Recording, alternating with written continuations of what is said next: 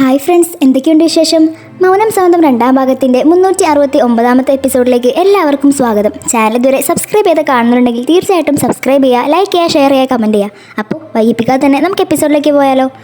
Episode തുറക്കുക തന്നെ കാണിക്കുന്നത് അശോകിനെ അപ്സരയാണ്. അപ്സര പറയുന്നതെല്ലാം കേൾക്കുന്ന അശോക് പറയും, എൻ്റെ ഭാര്യ എന്നോട് അങ്ങനെ ചെയ്യുന്ന എനിക്ക് തോന്നുന്നുണ്ടോ? അതും നീ പറഞ്ഞത് ഞാൻ വിശ്വസിക്കണം എന്നാണോ? അത് ഒരിക്കലും നടക്കില്ല, അവൾ എന്നോട് ഒരിക്കലും അങ്ങനെയൊന്നും ചെയ്യില്ല എന്ന് പറയുന്നു. ഇത് കേൾക്കുന്ന അപ്സര ഒരുപാട് കോൺഫിഡൻസോട് കൂടി പറയും, നിനക്ക് അത്ര ഉറപ്പുണ്ടെങ്കിൽ നീ അവളോട് ആ സ്വർണ്ണ നാണയം എവിടെയെന്ന് ചോദിച്ചു നോക്കാം. അവൾക്ക് നിന്റെ കയ്യിൽ എടുത്തുതരാനൊന്നും ഉണ്ടാവില്ല, കാരണം അവൾ അത് വിറ്റ് പൈസ ഉണ്ടാക്കിയിരിക്കുകയാണ്. ഇത് കേൾക്കുന്ന അശോക് രണ്ട് കൽപ്പിച്ച് ആശയുടെ അടുത്ത് പോയി ചോദിക്കാമെന്ന് വിചാരിക്കുകയാണ്. പിന്നീട് കാണിക്കുന്നത് അൻകുഷിനെയും മാലയാണ്. മാല അൻകുഷിനോട് പറയും, വല്ലപ്പോഴൊക്കെ വീട്ടിൽ കയറി വരും, ഫുൾ ടൈം പുറത്ത് തന്നെ ചെക്കന്മാരുടെ കൂടെ കറങ്ങി നടക്കുകയാണ്, വെറുതെ അല്ല നിനക്ക് അവർ സ്വത്തെഴുതി തരാത്തത്, നീ നന്നായാലേ അവർ നിനക്ക് അതൊക്കെ തരുമെന്ന് പറഞ്ഞില്ലേ, പിന്നെ എന്താണ് നീ ഇങ്ങനെ കാണിക്കുന്നത്? നീ ഇനി ശരിക്കും നന്നായില്ലെങ്കിലും നന്നാവുന്ന പോലെ ഒന്ന് അഭിനയിക്കെങ്കിലും ചെയ്യേ കുറച്ച് ദിവസത്തിന്, അത് കഴിഞ്ഞ് സ്വത്തെഴുതി തരുമ്പോൾ നിന്നെ തനി രൂപം കാണിച്ചോ. ഇത് കേൾക്കുന്ന അൻകുഷിന് നല്ല ദേഷ്യം വരികയാണ്.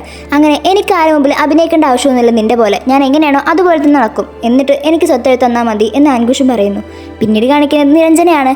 നിരഞ്ജനാണെങ്കിൽ അശോകിൻ്റെ ഫോട്ടോ നോക്കി ഇങ്ങനെ സംസാരിച്ചുകൊണ്ടിരിക്കുകയാണ് പതിവ് പോലെ. എത്രയും പെട്ടെന്ന് നിന്നെ കണ്ടു കിട്ടും, ഞാൻ നിന്നോട് ക്ഷമ ചോദിക്കും, ഇനിയെല്ലാം നീ പറയുന്ന പോലെയാണ് നടക്കുക എന്നെല്ലാം ഇങ്ങനെ നിരഞ്ജൻ അശോകിനെ നോക്കി പറയുന്നുണ്ട്. അപ്പോഴാണ് അവിടേക്ക് ആ ഡിറ്റക്റ്റീവ് വരുന്നത്. സാർ, നിങ്ങൾ എന്തിനാണ് വിളിച്ചത് എന്ന് ചോദിക്കുമ്പോൾ അശോകിനെ കുറിച്ച് എന്തെങ്കിലും വിവരം കിട്ടിയോന്ന് നിരഞ്ജൻ ചോദിക്കുന്നു. ഇത് കേൾക്കുന്ന ഡിറ്റക്റ്റീവ് പറയാണ്, സോറി സാർ, ഞങ്ങൾക്ക് അവരെക്കുറിച്ചൊരു വിവരവും കിട്ടിയില്ല, ഞാൻ എനിക്ക് കഴിയുന്നതിൽ പരമാവധി ശ്രമിച്ചു, ഇവിടെ എല്ലാ നഗരത്തിലും ഞാൻ പോയി നോക്കി, പക്ഷേ അവർ ഈ നഗരം തന്നെ വിട്ടു പോയിരിക്കുകയെന്നാണ് എനിക്ക് തോന്നുന്നത് എന്ന് ഡിറ്റക്റ്റീവ് പറയുന്നു. ഇത് കേൾക്കുന്ന നിരഞ്ജന് നല്ല വിഷമവും സങ്കടവും ദേഷ്യമൊക്കെ വരികയാണ്.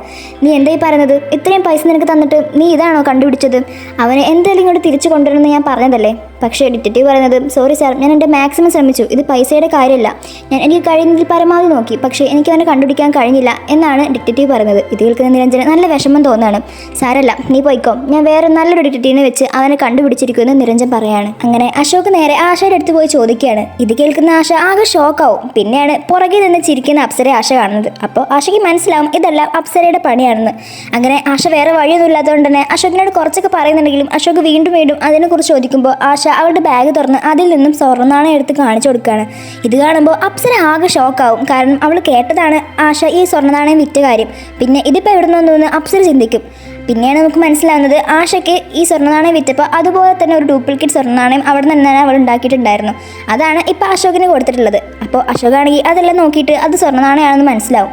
അങ്ങനെ അശോക് നല്ല ദേഷ്യം പിടിച്ച് തന്നെ ആ വാതിൽ അപ്സരയുടെ മുഖത്ത് നോക്കി തന്നെ അടക്കുകയാണ്. അതിനുശേഷം അശോക് ആശയോട് സോറി പറയാണ്, ഞാൻ നിന്നെ ഒരിക്കലും ഒരാൾ പറഞ്ഞത് കേട്ട് വിലയിരുത്താൻ പാടില്ലായിരുന്നു എന്ന് പറയുന്നു. ഇത് കേൾക്കുന്ന ആശ പറയുന്നത്, ഇപ്പോൾ അതൊന്നും ആലോചിക്കേണ്ട, ഇപ്പം നമ്മൾ സന്തോഷിക്കേണ്ട സമയമാണ്, നാളെ നമ്മൾ നമ്മുടെ കട തുടങ്ങുകയാണെന്ന് പറയുന്നു. പിന്നീട് കാണിക്കുന്നത് അപ്സരയാണ്. എന്നാലും ഇതെന്താ ഇത്ര പെട്ടെന്നൊരു മായാജാലം സംഭവിച്ചത്? ഞാൻ എൻ്റെ ചെവി കൊണ്ട് കേട്ടതാണല്ലോ, എൻ്റെ ചെവിക്കിന് എന്തെങ്കിലും പ്രശ്നമുണ്ടോ?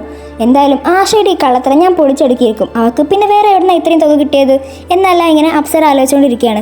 പിന്നീട് കാണിക്കുന്നത് ഭരതിനെയാണ്. ഭരത് അവൻ്റെ ഓഫീസിൽ ഒരുപാട് ബിസി ആയിട്ടിരിക്കുകയാണ്. അപ്പോഴാണ് അവിടേക്ക് ഒരു ഓഫീസർ വന്ന് ഒരു ഫയൽ കൊടുക്കുന്നത്. ഇതിൽ സൈൻ ചെയ്യാൻ വേണ്ടി പറയും. അപ്പോൾ ഭരത് പറയും, ഇങ്ങനെ നോക്കാതെ വായിക്കാതെ ഒന്നും സൈൻ ചെയ്യാൻ പറ്റില്ല, എനിക്ക് വായിക്കണമെന്നുണ്ടെങ്കിൽ കുറച്ച് നേരമൊക്കെ വേണം, ഇപ്പോൾ ഞാൻ ഒരുപാട് ബിസിയാണ്, നിങ്ങൾ ഇതെല്ലാം കൂടി വീട്ടിലേക്ക് കൊടുത്താച്ചാൽ മതി, ഞാൻ പിന്നീട് നോക്കിയിട്ട് സൈൻ ചെയ്ത് തരാമെന്ന് പറയും. ഇതേക്കുന്ന ഓഫീസർ അവിടെ ഒന്നും പോകാൻ നിൽക്കുമ്പോൾ വീണ്ടും ഭരത് പറയും, പിന്നെ ഇങ്ങനെ ഓരോ ഫയൽസായി കൊണ്ടുവരാതെ എല്ലാ ഫയൽസും കൂടി ഒരുമിച്ച് ഒരു ദിവസം കൊണ്ടുവന്നാൽ മതി, ഞാൻ എൻ്റെ സൗകര്യം പോലെ നോക്കി അത് സൈൻ ചെയ്തോളാം എന്ന് പറയുന്നു. ഇത് കേൾക്കുന്ന ഓഫീസർ അടിയിലേക്ക് വന്ന് അവൻ്റെ മെയ്ഡ്സിനോട് സംസാരിക്കുകയാണ്. അവർ തമ്മിലിങ്ങനെ ചർച്ച ചെയ്യാണ്. ഇത്രയും ദിവസമൊക്കെ എടുത്തിട്ടാണ് ഭരത് സാർ ഒരു ഫയലാണ് നോക്കുന്നത്. ഇങ്ങനെ പോവുകയാണെങ്കിൽ ഫയലുകളൊക്കെ എന്ന് സൈൻ ചെയ്ത് കിട്ടുമോ എന്തോ.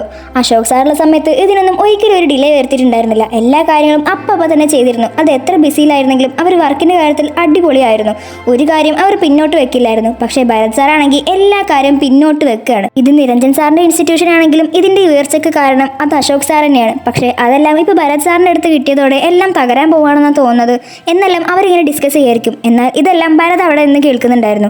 ഇതെല്ലാം കാണുന്ന ഭരതിന് നല്ല ദേഷ്യവും സങ്കടവും ഒക്കെ വരുന്നുണ്ട്. പിന്നീട് കാണിക്കുന്നത് നിരഞ്ജനെയാണ്. നിരഞ്ജൻ സീതയോട് പറയുന്നുണ്ട്, ഭരത് വരുമ്പോൾ അവനോട് എൻ്റെ റൂമിലേക്കൊന്ന് വരാൻ പറയണം.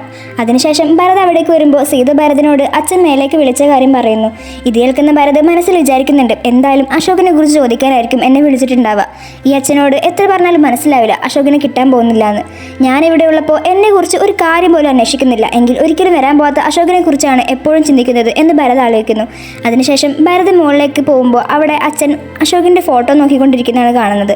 അവിടെ അശോകിൻ്റെ ഫോട്ടോ നോക്കി ഓരോ കാര്യങ്ങൾ ഇങ്ങനെ സംസാരിക്കുകയാണ്. ഇതെല്ലാം കേൾക്കുന്ന ഭരതിന് നല്ല ദേഷ്യം വരുന്നുണ്ട്. ഇനി അച്ഛൻ്റെ അടുത്ത് പോയിട്ട് വലിയ കാര്യമൊന്നുമില്ല, അശോകിനെ കുറിച്ച് സംസാരിക്കാനായിരിക്കും അറിയുന്നതുകൊണ്ട് തന്നെ ഭരത് അവിടെ നിന്നും പോവുകയാണ്. പിന്നീട് കാണിക്കുന്നത് അപ്സരയാണ്. രാത്രി ഒരുപാട് സന്തോഷത്തോടു കൂടി കടയിൽ നിന്നും സാധനങ്ങളൊക്കെ മേടിച്ച് ഓരോ വർത്തമാനങ്ങളൊക്കെ പറഞ്ഞു തരുന്ന അശോകിനെ ആശയം ഒരുപാട് അസൂയോടെ നോക്കി നിൽക്കുകയാണ് അപ്സര. ഇവരെന്തായിരിക്കും ഇത്ര കൂടുതൽ പറയുന്നത്? ഇനി എന്നെക്കുറിച്ച് വല്ല കുറ്റം പറഞ്ഞ് വരികയായിരിക്കുമോ എന്നല്ല അപ്സര ചിന്തിക്കുന്നുണ്ട്. അപ്സര അവരെ തന്നെ നോക്കി നിൽക്കുന്നത് കണ്ട് പിറകെ നിന്ന് അമ്മ വരുന്നുണ്ട്. എടി, നീ ഇവിടെ എന്താ കാണിക്കുന്നത്? നീ 24 മണിക്കൂറും അവരെ തന്നെ നോക്കി നിൽക്കുകയാണോ? പോയി കിടന്നുറങ്ങാൻ നോക്കടി എന്ന് പറഞ്ഞ് അവരവിടെ വഴക്കിടുകയാണ്. അതിനുശേഷം അപ്സര പോയി കിടന്നുറങ്ങും. പിന്നീട് കാണിക്കുന്നത് ആശ അശോകിനെയാണ്. ആശ നാളെയാണ് അവരുടെ ഹോട്ടലിൻ്റെ പരിപാടി തുടങ്ങുന്നത്. അതുകൊണ്ട് തന്നെ ആ കാര്യത്തിൽ ഒരുപാട് എക്സൈറ്റഡ് ആണ് ആശ. നമുക്ക് കട തുടങ്ങിയാൽ ഒരുപാട് പൈസ കിട്ടും, അതിനുശേഷം നമുക്ക് വീട് വാങ്ങണം, പിന്നെ നമുക്ക് അമ്മയ്ക്ക് ഒരുപാട് പൈസ കൊടുക്കണം എന്നെല്ലാം ആശ ഇങ്ങനെ പറഞ്ഞുകൊണ്ടിരിക്കുകയാണ്. അപ്പോഴാണ് ആശയ്ക്കൊരു കാര്യം ഓർമ്മ വരുന്നത്. അവരുടെ ഉദ്ഘാടനത്തിന് വേണ്ടി പൂജ ചെയ്യണം, അതിനു വേണ്ടിയുള്ള ഏർപ്പാടുകളൊന്നും ചെയ്തില്ലല്ലോ എന്ന് ആശ ആലോചിക്കുമ്പോഴാണ് പെട്ടെന്ന് അവിടേക്ക് ഓണർ വരുന്നത്. നിങ്ങൾ അതിനെക്കുറിച്ചൊന്നും ആലോചിച്ച് പേടിക്കണ്ട, അതെല്ലാം ഞാൻ ശരിയാക്കി വെച്ചിട്ടുണ്ട്. നാളെ നല്ല മുഹൂർത്തം 10 മണിക്കാണ്. അതിന് തന്നെ പൂജാരിയൊക്കെ വന്ന് നമുക്ക് നല്ലൊരു പൂജ നടത്താം, അതെല്ലാം ഞാൻ സെറ്റാക്കി വെച്ചിട്ടുണ്ട്. നിങ്ങളൊന്നും ഇനി അത് ആലോചിച്ച് പേടിക്കേണ്ടെന്ന് പറയുന്നു. ഇത് കേൾക്കുന്ന ആശയ്ക്കും അശോകിനും ഒരുപാട് സമാധാനമാവാണ്. അവർ ഒരുപാട് നന്ദി പറയുന്നുണ്ട് ഓണറിനോട്. അതിനുശേഷം ആശ അശോകിനോട് പറയുന്നുണ്ട്, ഇപ്പോൾ എല്ലാ കാര്യങ്ങളും ശരിയായി വരികയാണ്. ഇനി നമ്മളെ ആർക്കും ഈ ഫുഡ് ട്രക്ക് തുടങ്ങുന്ന കാര്യത്തിൽ തടയാൻ കഴിയില്ല. ഇതെല്ലാം കണ്ട് അശോകൻ ഒരുപാട് സന്തോഷമാവുന്നുണ്ട് ആശയുടെ സന്തോഷം കണ്ടിട്ട്. പക്ഷേ അതിനോടൊപ്പം തന്നെ അശോക് മനസ്സിൽ വിചാരിക്കുന്നുണ്ട്, ഇന്ന് ഞാൻ പോയ ഇൻ്റർവ്യൂ എനിക്ക് കിട്ടിയിരുന്നു, അതുകൊണ്ട് തന്നെ നാളെ മുതൽ എനിക്ക് ജോലിക്ക് പോകണം. അതുമല്ല, ഈ കാര്യം ഞാൻ എന്നോട് പറയാൻ വരുമായിരുന്നു ആശ, പക്ഷേ ഇതെനിക്കിപ്പോൾ നിന്നോട് പറയാൻ കഴിയില്ല. കാരണം ഇപ്പം നീ ഒരുപാട് സന്തോഷത്തിലാണ്. ഇനി ഈ കാര്യം ഞാൻ പറഞ്ഞാൽ നിനക്ക് ചിലപ്പം ചെറിയ സന്തോഷമാവുമെങ്കിലും കുറച്ച് ടെൻഷനും കൂടിയാവും. അതുകൊണ്ട് ഇപ്പം ഞാനത് പറയുന്നില്ല. നാളെ എന്തായാലും നമ്മുടെ കടയുടെ ഉദ്ഘാടനമല്ലേ, നീ ഒരു പുതിയ ബിസിനസ് തുടങ്ങുകയല്ലേ, അതുകൊണ്ട് ഇപ്പം ഞാൻ ഇതിനെക്കുറിച്ച് പറയുന്നില്ല. പിന്നീട് ഞാൻ നിന്നോട് ഇതിനെക്കുറിച്ച് പറഞ്ഞോളാം. പിന്നീട് കാണിക്കുന്നത് അടുത്ത ദിവസം രാവിലെയാണ്. അശോകിന് ഇന്ന് ആദ്യത്തെ ദിവസമാണ്. എന്തായാലും ലേറ്റ് ആവാതെ വേണം ഓഫീസിൽ പോകാനായിട്ട്. പക്ഷേ ഇതൊന്നും ആശയ്ക്ക് അറിയാത്തതുകൊണ്ട് തന്നെ ആശയോട് പറയാനും പറ്റില്ല. പക്ഷേ ഇന്ന് അവരുടെ ഫുഡ് ട്രക്കിൻ്റെ ഉദ്ഘാടനം ആയതുകൊണ്ട് തന്നെ അശോകിന് അവിടേക്കും പോകണം. അതുകൊണ്ട് തന്നെ ആശയുടെ അടുത്തേക്ക് അശോക് പോയി പറയാണ്, എന്തായാലും നമുക്ക് വേഗം ഉദ്ഘാടനമൊക്കെ നടത്തണം എന്ന് പറയുന്നു. ഇത് കേൾക്കുന്ന ആശ പറയും, അതിനെന്താണ് ഇത്ര ധൃതി, നമുക്ക് കുറച്ച് പതിയെ ചെയ്താൽ മതി, ഇനിയും ഒരുപാട് കാര്യങ്ങൾ ചെയ്യാനുണ്ടെന്ന് പറയുന്നു. ഇത് കേൾക്കുമ്പോൾ അശോകിന് കുറച്ച് ടെൻഷൻ ആവുന്നുണ്ട്. അപ്പോൾ ആശ പറയും, നിങ്ങൾ എന്താണ് ടെൻഷനാകുന്നത്? നിങ്ങൾക്ക് എവിടേക്കെങ്കിലും പോകാനുണ്ടോ, എന്തെങ്കിലും ധൃതി ഉണ്ടോ എന്ന് ചോദിക്കും. പക്ഷേ അപ്പോൾ അശോക് ഒന്നും മിണ്ടുന്നില്ല. അങ്ങനെ ആശ അശോകിൻ്റെ കയ്യിൽ കുറച്ച് പൂവ് കൊടുത്ത് ഇതെല്ലാം അവിടെ കൊണ്ട് വെക്കാൻ വേണ്ടി പറയുന്നുണ്ട്. അങ്ങനെ അശോക് അതുകൊണ്ട് ഫുഡ് ട്രക്കിൻ്റെ അടുത്തേക്ക് പോവുകയാണ്. അതെല്ലാം കഴിഞ്ഞ് വാതിലെല്ലാം പൂട്ടി ആശ പുറത്തിറങ്ങുമ്പോഴാണ് അവിടേക്ക് അപ്സരയും അപ്സരയുടെ അമ്മയും നിന്ന് നിൽക്കുന്നത് കാണുന്നത്. ഇത് കാണുന്ന ആശ അവരോട് കൂടി ക്ഷണിക്കുന്നുണ്ട്. ഇന്ന് ഞങ്ങളുടെ ഫുഡ് ട്രക്കിൻ്റെ ഉദ്ഘാടനമാണ്, നിങ്ങൾ കൂടി വരണമെന്ന് പറയുന്നു. ഇത് കേൾക്കുന്ന അപ്സര അവളോട് ചാടിക്കടിക്കാൻ വരികയാണ്. ഓ, നീ ഇപ്പം എന്തിനാണ് ഞങ്ങൾ വിളിക്കുന്നത്? നിന്റെ നല്ല സ്വഭാവമാണ് കാണിക്കാൻ വേണ്ടിയിട്ടായിരിക്കും അല്ലേ? ഞങ്ങൾക്ക് എന്തായാലും നിന്റെ ഫുഡ് ട്രക്കിന് വന്ന് അവിടെ ഇങ്ങനെ വാ പൊളിച്ച് നിൽക്കേണ്ട ആവശ്യമൊന്നുമില്ല എന്ന് പറയുന്നു. ഇത് കേൾക്കുന്ന ആശയ്ക്ക് നല്ല ദേഷ്യം വരുന്നുണ്ട്. നിങ്ങളോടൊന്നും എത്ര മര്യാദക്ക് സംസാരിച്ചാലും നിങ്ങൾക്ക് മനസ്സിലാവില്ല. നിന്നെപ്പോലത്തോടൊക്കെ എന്താ സംസാരിക്കേണ്ടതെന്ന് എനിക്ക് നന്നായിട്ടറിയാം. എന്നെക്കൊണ്ട് വെറുതെ അത് ചെയ്യിപ്പിക്കരുതെന്ന് ആശ പറയുന്നു. അങ്ങനെ അവർ തമ്മിൽ ഒരു വലിയ വഴക്കവിടെ ഉണ്ടാവുകയാണ്. അങ്ങനെ അതിനിടയിൽ ഇന്നലെ കാണിച്ച അപ്സരയുടെ വൃത്തിയുടെ സ്വഭാവമൊക്കെ ആശ അവിടെ എടുത്ത് പറയുന്നുണ്ട്. നീ വെറുതെ എൻ്റെ ഭർത്താവിൻ്റെ ഇടയിൽ കയറി സംസാരിക്കാൻ വരണ്ട എന്നെല്ലാം ആശ അതിൻ്റെ കൂടെ പറയുന്നുണ്ട്. അപ്പോഴാണ് ഇതെല്ലാം കേട്ട് സച്ചിൻ അങ്ങോട്ട് വരുന്നത്. സച്ചിന് ഇതെല്ലാം കണ്ട് ആശയോട് കുറച്ച് പാവം തോന്നുന്നുണ്ട്. അങ്ങനെ സച്ചിൻ ആശയോട് പറയും, നിങ്ങൾ പേടിക്കണ്ട, ഇവരാരും വരുന്നില്ലെങ്കിൽ വേണ്ട, ഞാൻ എന്തായാലും നിങ്ങളുടെ ഉദ്ഘാടനത്തിന് വരുന്നുണ്ട് എന്ന് പറയുന്നു. ഇത് കേൾക്കുന്ന അപ്സരയ്ക്കും അമ്മയ്ക്കും തീരെ പിടിക്കുന്നില്ല. പക്ഷേ സച്ചിൻ്റെ ഈ പെരുമാറ്റം കാണുമ്പോൾ ആശയ്ക്ക് ഒരുപാട് സന്തോഷമാവുന്നുണ്ട്. അങ്ങനെ അവർ രണ്ടുപേരും അവിടെ നിന്നും പോവുകയാണ്. ഇതോടുകൂടി മൗനം സമ്മതം 2ാം ഭാഗത്തിൻ്റെ 369ാമത്തെ എപ്പിസോഡ് ഇവിടെ അവസാനിക്കുകയാണ്.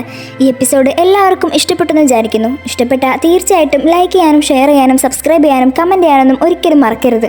ഞാൻ പറഞ്ഞിട്ടുണ്ടല്ലോ, ഒരു റെഡ് ഹാർട്ട് എന്തായാലും നിങ്ങൾ കമൻറ്റ് ചെയ്തിടണം, ലൈക്ക് ചെയ്യുന്നതിൻ്റെ കൂട്ടത്തിൽ തന്നെ. കാരണം ഇതെല്ലാം കാണുമ്പോൾ എനിക്ക് ഒരുപാട് സന്തോഷമാവാണ്.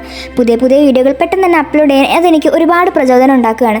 അപ്പോൾ തീർച്ചയായിട്ടും നിങ്ങൾ കമൻറ്റ് ചെയ്യാനും കൂടി മറക്കരുത് കേട്ടോ. അപ്പോൾ അടുത്തൊരു വീഡിയോ ആയിട്ട് നമ്മൾ വീണ്ടും വരുന്നതായിരിക്കും.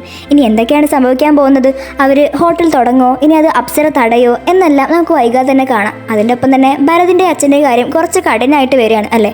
ഇനി അവരുടെയൊക്കെ കാര്യത്തിൽ എന്തൊക്കെയാണ് സംഭവിക്കാൻ പോകുന്നതെന്ന് നമുക്ക് വൈകാതെ തന്നെ കാണാം. അപ്പോൾ അതെല്ലാം കാണാൻ വേണ്ടിയിട്ട് നിങ്ങൾ എല്ലാവരും ചാനൽ സബ്സ്ക്രൈബ് ചെയ്ത് ബെല്ലൈക്കൺ എനാബിൾ ചെയ്ത് വെക്കണം. എന്നാലേ നിങ്ങൾക്ക് നോട്ടിഫിക്കേഷൻ വരുമ്പോൾ അപ്പോൾ തന്നെ കാണാൻ പറ്റുള്ളൂ. പിന്നെ നമ്മൾ വേറൊരു ചാനൽ തുടങ്ങിയിട്ടുണ്ട്. അതിൽ നമ്മൾ ഡ്രാമ, സിനിമ ഇതെല്ലാം എക്സ്പ്ലെയിൻ ചെയ്തിരുന്നതാണ്. അപ്പോൾ ഇഷ്ടമുള്ളവർ തീർച്ചയായിട്ടും അതുകൂടി സപ്പോർട്ട് ചെയ്യാൻ മറക്കരുത്.